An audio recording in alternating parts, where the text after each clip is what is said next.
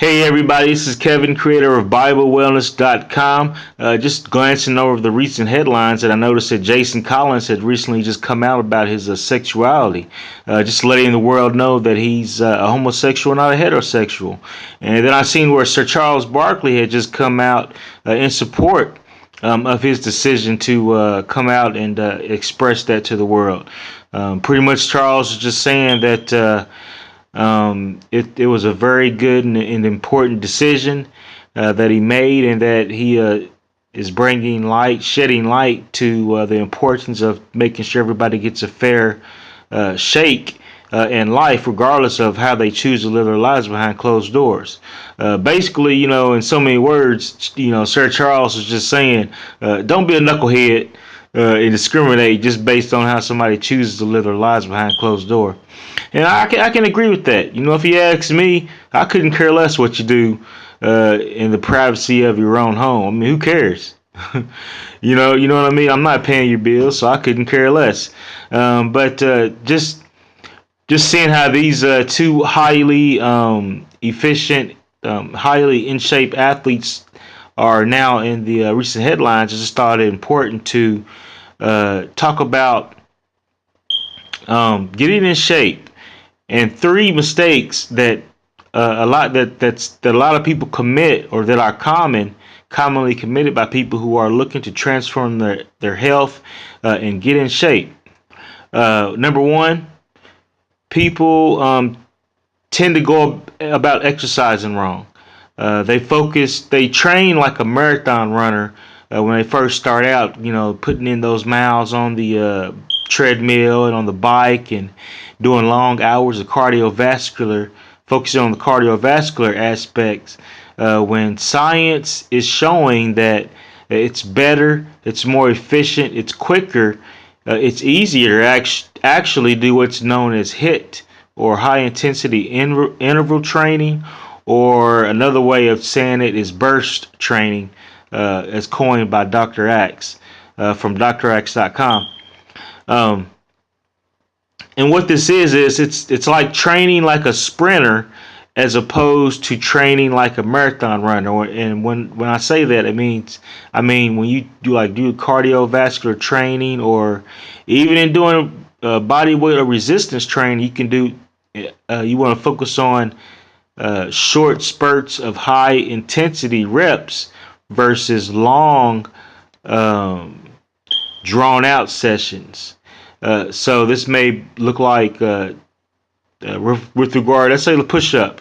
You want to do 20 seconds of push ups as fast and as hard as you can, as many as you can, and then you rest for 20 seconds. Or you do 20 seconds of pull ups for 20 seconds. You just knocking out as many as you can, and then you rest for 20 seconds. Um, as opposed to, like, when you first start out, a lot of people have a tendency to go get on the elliptical for an hour, or they have a tendency to go get on the treadmill for an hour, when there's easier and faster, more efficient ways of doing it. Um, so you want to focus on things like, you want to train like a sprinter, and that you do like burst training, otherwise known as high intensity interval training. Number two, you want to focus on nutrients as opposed to calories. A lot of people tend, when they first start uh, dieting and wanting to transform their health, a lot of people have a tendency to focus on counting calories and reducing caloric intake, when that has been shown to be tedious, ineffective over the long run, and that you place your body in like a self-preservation starvation mode. You slow down your metabolism that way when you reduce your calories, and you want to focus on eating foods that are high in nutrients. That way your body gets what it needs, all the minerals, all the vitamins it needs.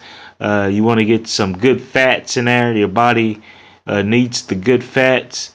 All calories are not alike.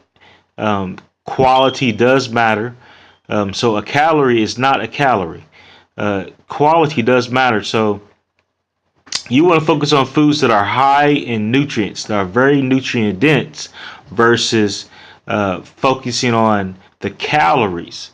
And it just makes it so much easier when you eat that way, and it makes it less tedious, and you don't feel like a bean counter. Um, so focus on foods that are nutrient dense. Lastly, you want to have a plan of action.